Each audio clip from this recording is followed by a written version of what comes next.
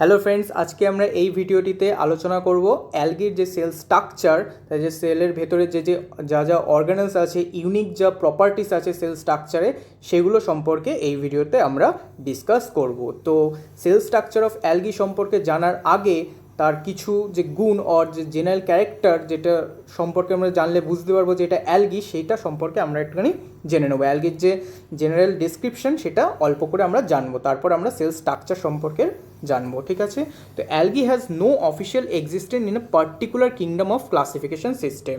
অ্যালগির classification living ওয়ার্ল্ডের যে classification system, যার মধ্যে দুনিয়ার যত লিভিং অর্গানিজমস রাখা হয়, যেরকম 5 কিংডম ক্লাসিফিকেশন সিস্টেম, এই 5 কিংডম ক্লাসিফিকেশন সিস্টেমের মধ্যে যে পাঁচটা যে কিংডম আছে, তার মধ্যে দুনিয়ার সমস্ত লিভিং অর্গানিজমসদের ডিভাইড করা হয়েছে অ্যাকর্ডিং টু দেয়ার ক্যারেক্টারিস্টিক্স। তো অ্যালগিকে কোনো পার্টিকুলার কিংডমে রাখা হয়নি, তাদেরকে ডিফারেন্ট কিংডমের মধ্যে ভাগ করে দেওয়া হয়েছে অ্যাকর্ডিং টু দেয়ার ক্যারেক্টারিস্টিক্স।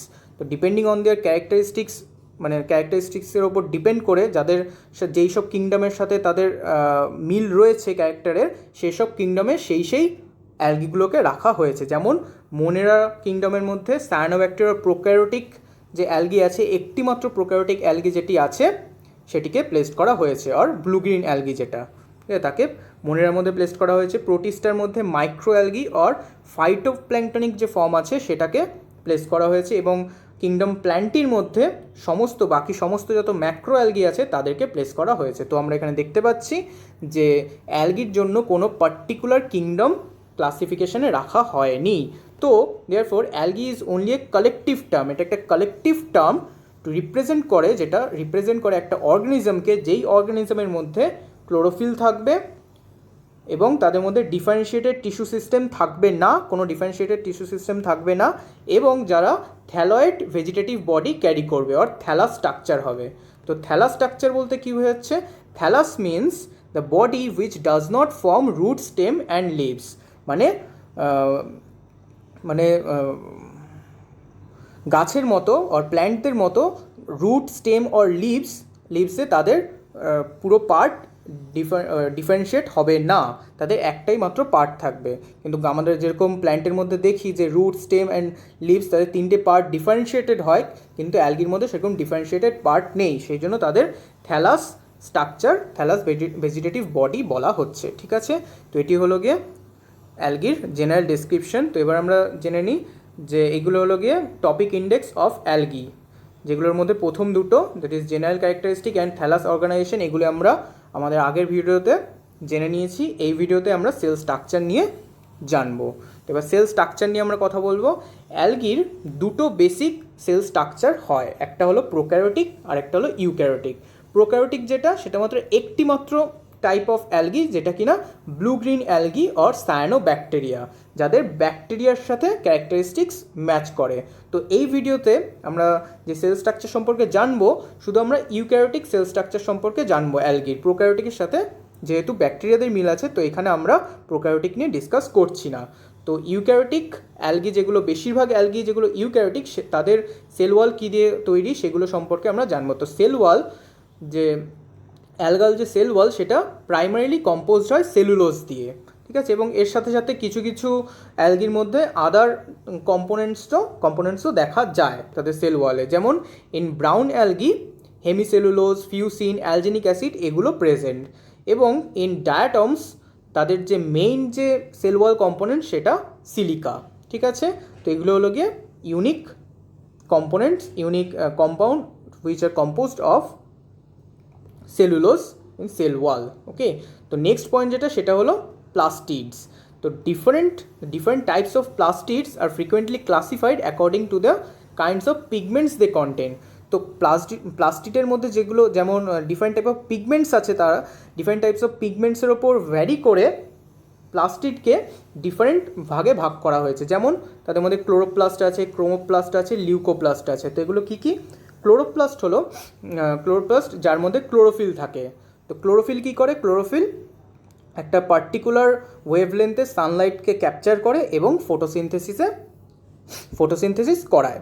ঠিক আছে, তো এটি হলো গিয়ে ক্লোরোপ্লাস্টের কাজ। আরেকটা ক্রোমোপ্লাস্ট, যেটাও কিনা এক ধরনের প্লাস্টিড, সেটার মধ্যে কোনো ক্লোরোফিল থাকে না। They lack chlorophyll but contain carotenoids. They are responsible for the yellow, orange and red colour of some flower and fruits. And other যে লিউকোপ্লাস্ট আছে, আরেকটি যে প্লাস্টিড, সেই leucoplast are non pigmented plastid, এদের মধ্যে কোনো পিগমেন্ট থাকে না। ঠিক আছে, এরপর আমরা জানবো পাইরিনয়েডস। পাইরিনয়েডস কি? পাইরিনয়েডস কিছু প্লাস্টিডের মধ্যে, plastids of several green algae have major proteinaceous granules. কিছু প্লাস্টিডের মধ্যে প্রোটিনেসিয়াস গ্র্যানিউলস থাকে, যার চারপাশে স্টার্চ ডিপোজিট হয়। সেই প্রোটিনেসিয়াস গ্র্যানিউলসকে বলা হচ্ছে পাইরিনয়েডস। ঠিক আছে, এবং এরপরের যেটি সেটা হলো ফ্লাজেলা।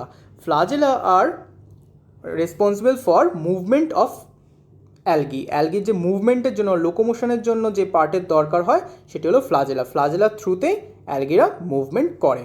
ঠিক আছে, তো সমস্ত যত অ্যালগি রয়েছে সবার মধ্যে ফ্লাজেলা, সব গ্রুপের মধ্যেই ফ্লাজেলা দেখা যায়, except rhodophyta or red algae. Red algae ছাড়া বাকি সমস্ত অ্যালগির মধ্যে ফ্লাজেলা দেখতে পাওয়া যায়। ঠিক আছে, তো লাস্ট যে পয়েন্ট সেটি হলো eye spot. The motile cell of algal flagella possess a pigmented spot known as eye spot or stigma, which is considered to be a light sensitive organelle that directs the movement of swimming cell. তো কিছু algal ফ্লাজেলার মধ্যে এক ধরনের I spot দেখা যায়, যেটাকে stigma বলে, যেটা কি করে, যেটা লাইট সেন্সিটিভ অর্গানেল, যেটা কি করে সুইমিংয়ের জন্য, মানে ফ্লাজেলার থ্রুতে অ্যালগিকে সুইমিংয়ের কোন দিকে মুভমেন্ট করবে সেটা দেখানোর জন্য এটা হেল্প করে। ঠিক আছে, তো এটি হলো গিয়ে টোটাল স্ট্রাকচার অফ অ্যালগি। তো এখানে আমরা আরেকটা জিনিস অ্যালগির স্ট্রাকচারটা দেখব, সেটি হলো গিয়ে এই যে দুটি অ্যান্টেনার মতো পার্ট আছে, এই দুটি হলো ফ্লাজেলা অফ অ্যালগি। এবং এরপর আমরা দেখব এই যে গোল ভায়োলেট পার্টটা আছে সেটা হলো নিউক্লিয়াস, যার মধ্যে ডিএনএ অর জেনেটিক মেটেরিয়াল, অ্যালগির যে জেনেটিক মেটেরিয়াল সেটা প্রেজেন্ট। ঠিক আছে, এরপর আমরা দেখব গলগি অ্যাপারেটাস। তার মধ্যে আছে প্রোটিন সিনথেসিস হওয়ার পর প্রোটিনটা ফোল্ডিং হতে লাগে, মানে প্রোটিনের অ্যাক্টিভিটির জন্য তাকে প্রপার ফোল্ডিং হতে লাগে, সেই ফোল্ডিংটা গলগি অ্যাপারেটাসের মধ্যে হয়। এরপর আমরা দেখব যে সাইটোপ্লাজমের মধ্যে যে ডট পোর্শনটা আছে, ডট যে অর্গানেল আছে, সেটা হলো গিয়ে এখানে রিপ্রেজেন্ট করছে রাইবোজোম। তো এই রাইবোজোমে কী হয়, রাইবোজোমে প্রোটিন সিনথেসিস হয়। ঠিক আছে, তো এখানে যে আউটার পার্টটা সেটা হলো গিয়ে সেল ওয়াল, যেটা কিনা সেলুলোজ দিয়ে কম্পোজড অফ সেলুলোজ। এবং আরও কী আছে, আর আমরা দেখতে পাচ্ছি এখানে স্টার্চ ভ্যাকিউলস আছে, যার মধ্যে এটা একটি ভ্যাকিউল যার মধ্যে স্টার্চ ডিপোজিট হয় অর স্টোর হয়। আর এখানে আমরা মাইটোকন্ড্রিয়া দেখতে পাচ্ছি, যেখানে এটিপি প্রডিউস হচ্ছে। ঠিক আছে, আর সবচেয়ে ইম্পর্টেন্ট যে পার্ট অ্যালগির সেটি হলো গিয়ে ক্লোরোপ্লাস্ট, যার মধ্যে ক্লোরোফিল থাকে, যার থ্রুতে তারা ফটোসিনথেসিস করায়, যার জন্য অ্যালগি অটোট্রপিক হয় অর ফটোসিনথেসিস ঘটাতে সক্ষম হয়। ঠিক আছে, তো এগুলি হলো total sell structure of algae. Okay, thank you for watching this video.